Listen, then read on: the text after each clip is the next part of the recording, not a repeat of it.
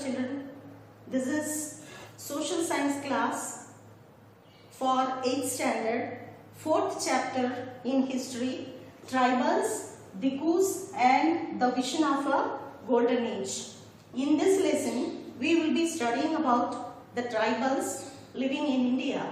I have divided this chapter into 6 parts. The first part is introduction, second, occupation of the tribals before the colonial rule, then Verrier Elwin. He was a great anthropologist, and in your book a source is given, the excerpts taken from his book The Begas, and then how the colonial rule changed the life of the tribal people. That is the 4th part. 5th part is how these people reacted, how the tribals reacted. That is the 5th part. And the last part is elsewhere.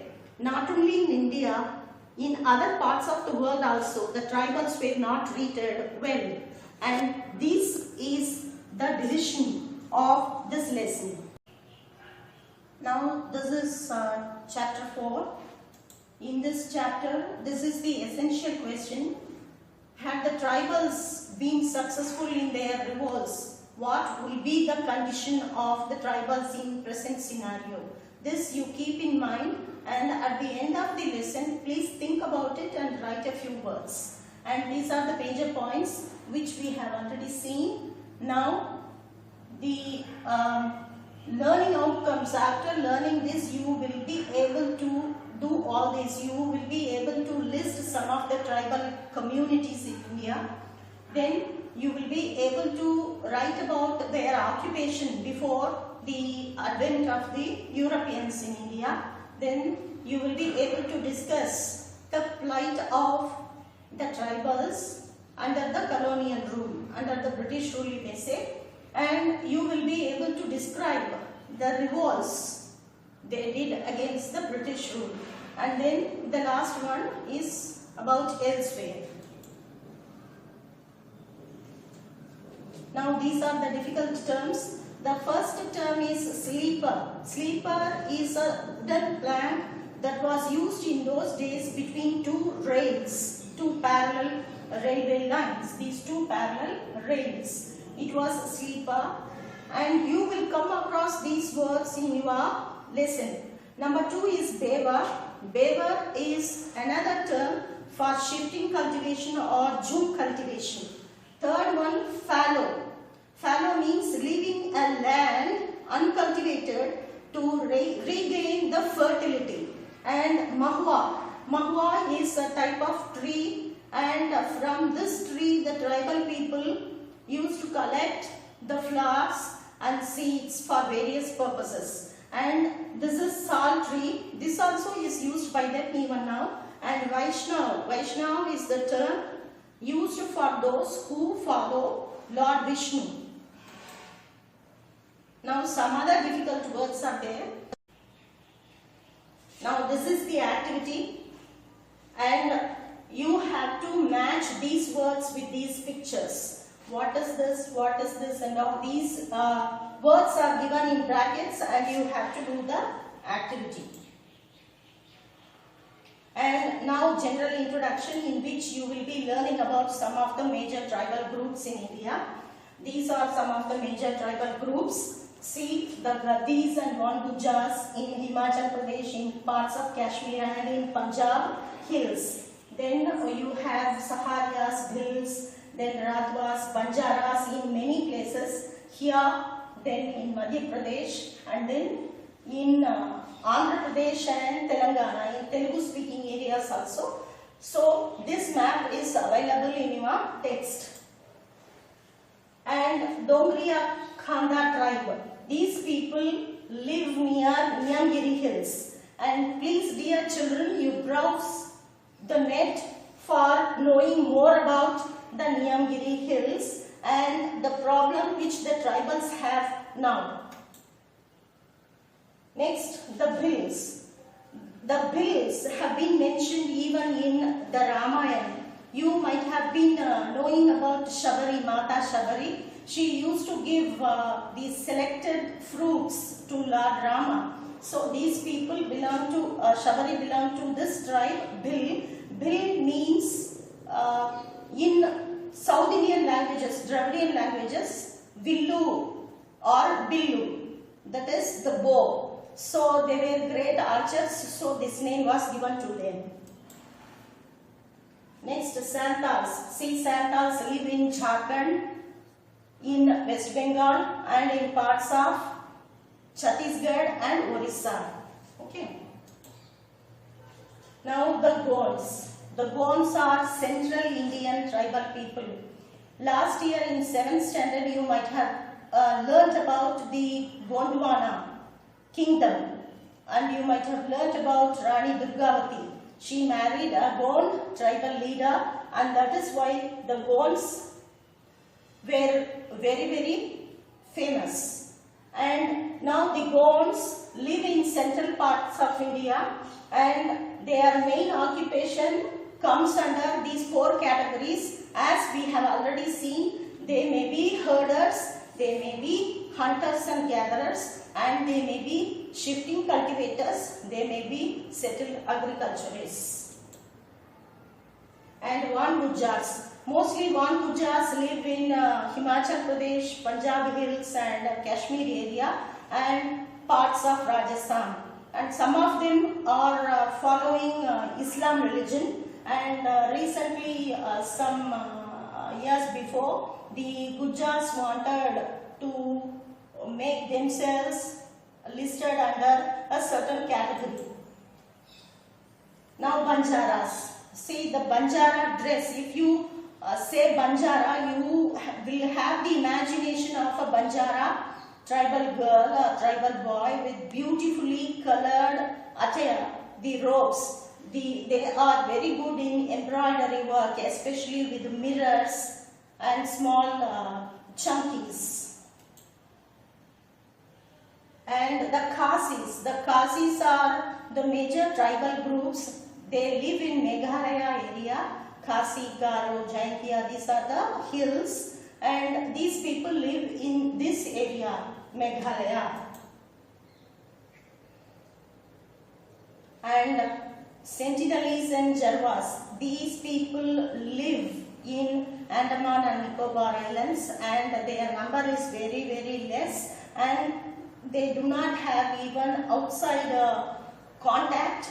And nowadays they are coming out. When the tourists go nearer to them, they ask for some commodities like cigarettes and other things, and they will offer banana. And this is the question based on this introduction part. Okay, and you will be able to answer this. Now this is part 2. The traditional occupations of the tribal people. First one is jhum cultivation, second hunter-gatherer, third herder, and fourth settled agriculturists. Now occupation of the tribals. The first one is jhum cultivation. It is also known as Bewa. It is also known as slash and burn method. In this method, the tribals will cut and clear the area, forest areas, and burn the woods and clear the area. They will scratch the land with their hoe and they will scatter the seeds, which we have already learned in difficult terms. The scattering of seeds is known as broadcasting. This they will follow. After 3-4 years, the expected harvest yield will not be there, so they would move from one place to another in search of a new land. And after going there, once again they will clear, and the ash will be spread, and it will be the major fertilizer, manure for that particular cleared area. Okay, and this is hunter-gatherer. These hunter-gatherers were the people who were hunting and gathering the roots, fruits, nuts, and seeds for various purposes. They would hunt the animals, and in some tribal groups, whichever they hunted and whichever they collected, they would divide the yield or this loot among themselves. This is mahua. This mahua is the flower is an edible one, and the tribals would extract oil from the mahua seeds for cooking purposes also. In some tribal areas, mahua flower is used for making the local liquor. And now this is known as palash. It is also known as the fire forest, and this is kusum. And these two are very important. In those days, the nearby villages would approach these forest people for these flowers for extracting color. Especially the weavers and leather workers would approach the forest dwelling people for mahua and palash and kusum flowers.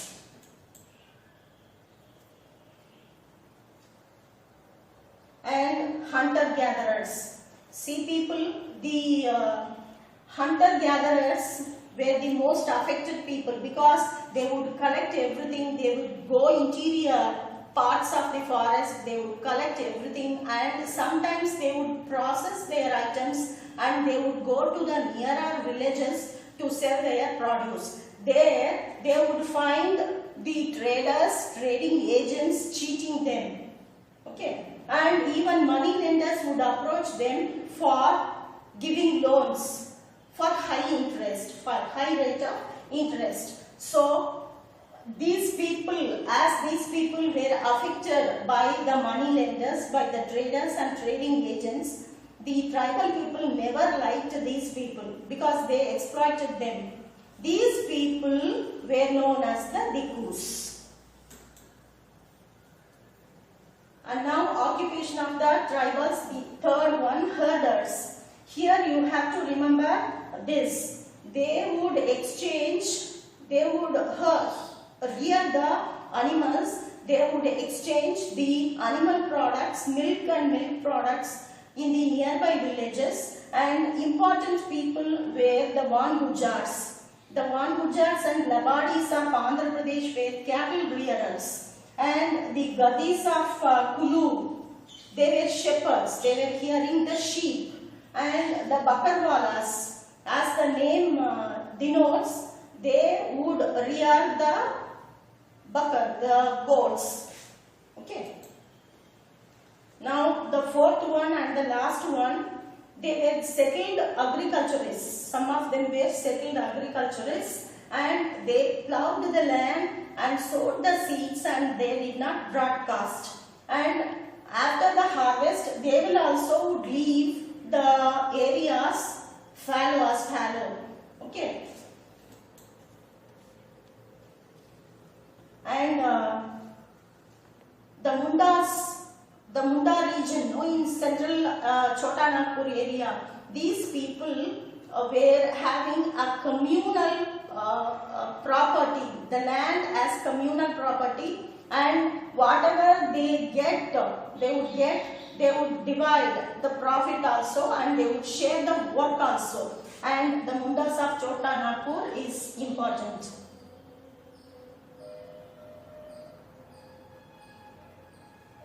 And according to the British, the Gonds and Santals were more civilized than the other tribal people. Okay.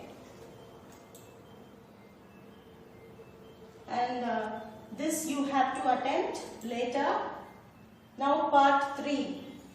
And he was Verrier Elwin. He was an anthropologist.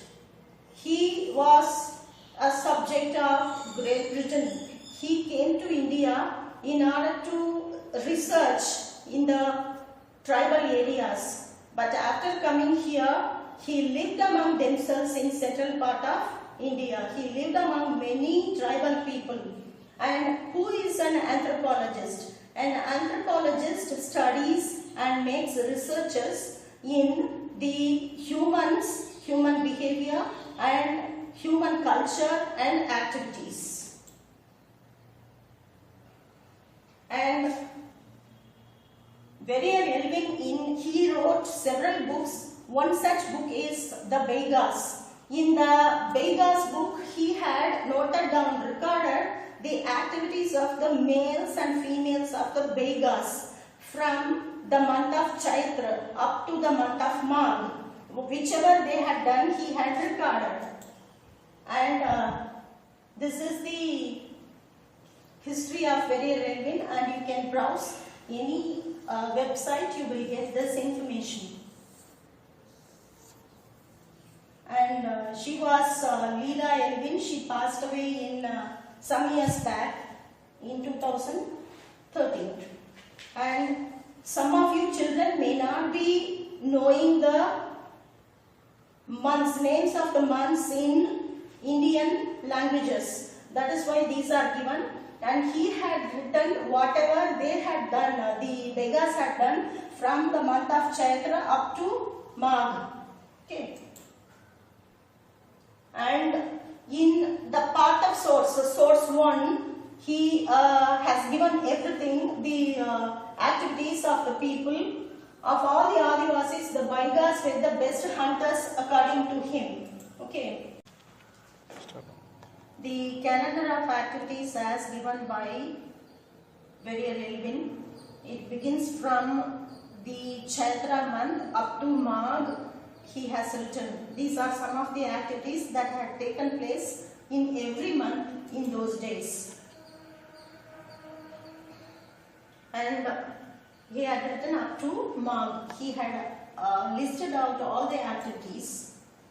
And this is the activity for you.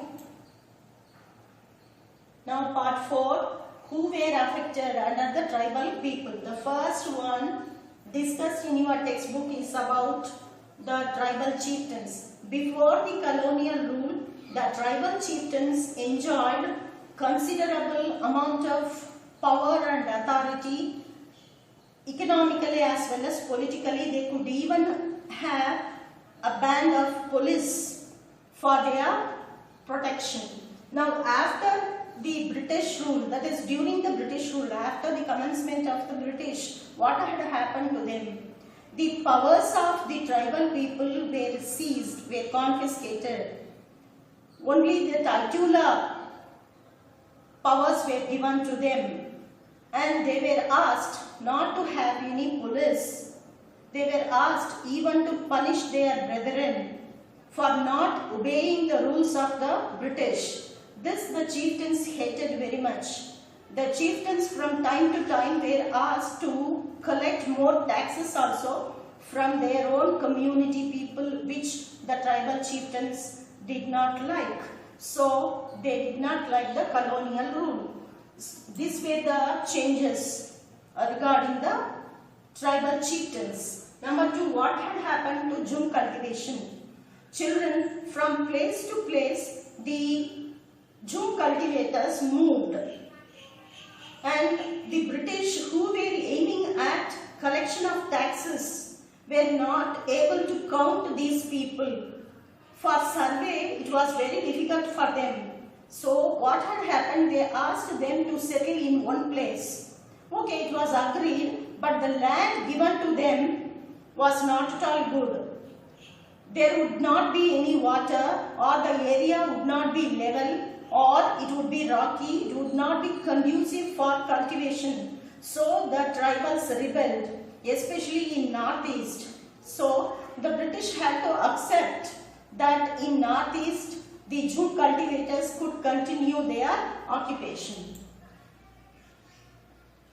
And these were the results which we had discussed already. Forest laws.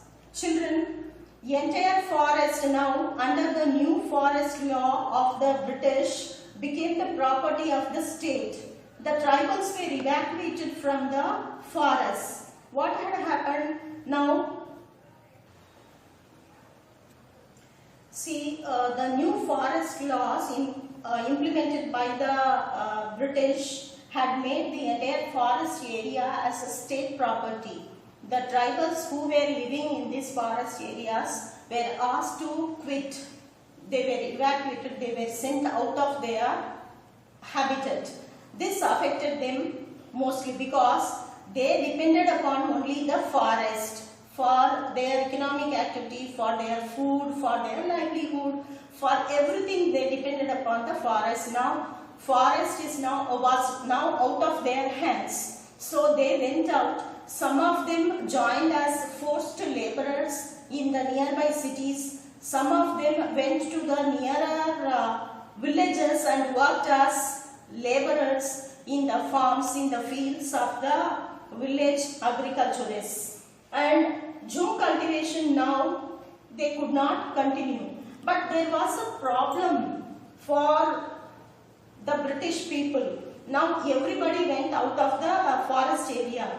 These people needed wooden pieces, wooden logs for their own constructive purposes. That is, for constructing their offices, for laying the roads, for laying the railway lines and etc. They needed the forest products, especially the wooden logs. And who would come and cut these trees? And who would carry all these wooden pieces? And who would help them? This was the problem. So they started asking some of the forest people, some of the tribal people to come and settle in certain areas. They assigned certain areas to them and asked them to live there. But whenever the British people would call them, the officials called them, they had to come and help them. In this condition, on this condition, they were accepted as jhum cultivators. And this is source 2. This is a poem. It is there in your textbook. And this is very, very important, dear children. Now what had happened? The people, the Santal people, the tribals, they would be rearing the silkworms and they would collect the cocoons and they would sell this to the traders. The traders and trading agents would buy these cocoons for just 4 or 3 rupees per 1,000 cocoons and would sell this 5 times the cost of the cocoon in other markets, especially in Banaras and other areas. And these were noticed by the tribal people. Now they began to feel that the traders and trading agents were cheating them. Okay, so that is why they called them as Rikus.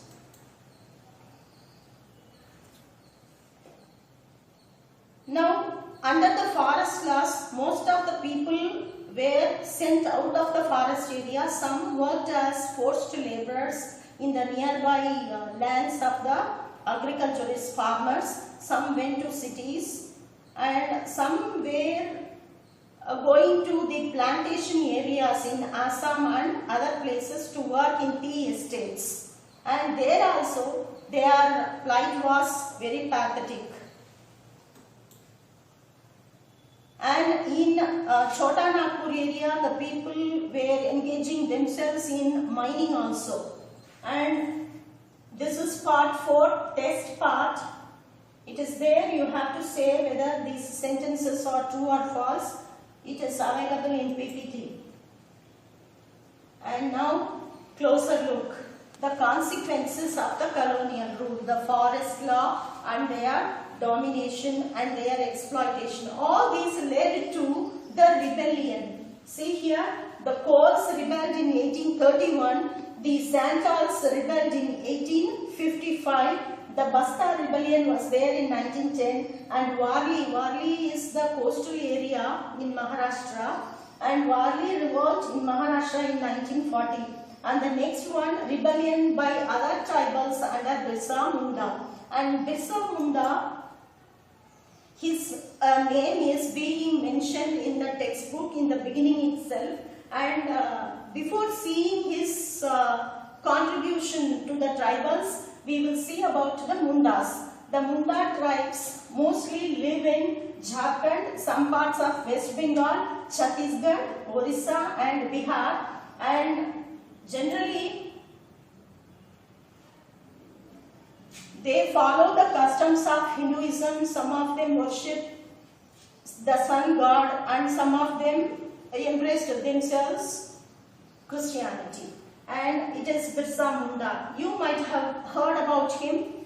For more information, you can use this link also. He was a great tribal leader, and he was considered as a god. He was considered as a redeemer by many people, not only by the Mundas, even by Santals also. Okay.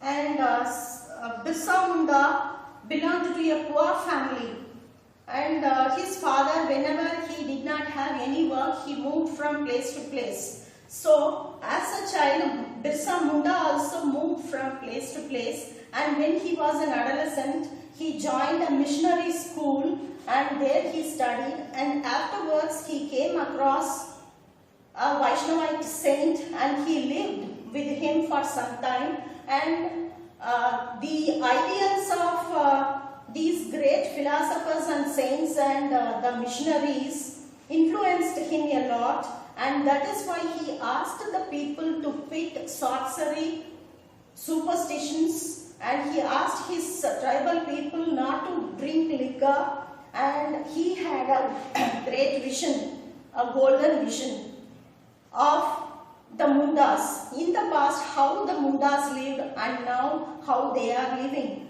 And that was the problem for him, and he asked the people to go back to the age of the golden period of the Mundas, when the Mundas tapped to the natural resources and lived happily, worked hard, and they were very honest, and they did not kill their brethren. Okay, now under the British everything had changed. Now he wanted to establish such a golden age in the tribal community. And he called his golden age as Satyug.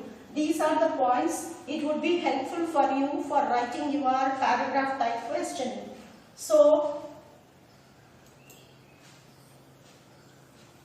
this is about Birsa Munda's education and life.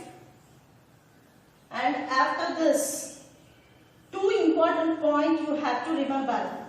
Birsa Munda, for his revolution, he was arrested by the British and he was there in prison for 2 years. After 2 years, he once again came and lived among the tribal people, and he could live only for 25 years, and he passed away. After the passing away of Birsa Munda, the Munda rebellion also faded out, but it doesn't mean that it was not successful. It was successful in through two aspects.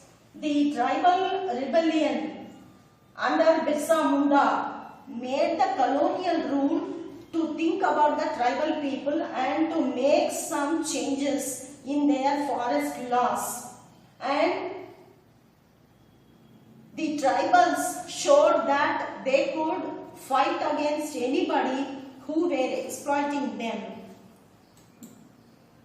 Now elsewhere, in your book, that Tribal Just, it is a poem only. Papua New Guinea's tribal people, how they suffered. Papua New Guinea, it is a part of Southeast Asia, Indonesia, it is here, and this part is known as Papua New Guinea, and how they reacted. So don't think that only in India the tribals were suffering. In all other parts of the world also, it was the case with the tribals. Wherever the Europeans went and settled themselves as the imperialists, the local people, the tribal people suffered a lot, and this is an example. And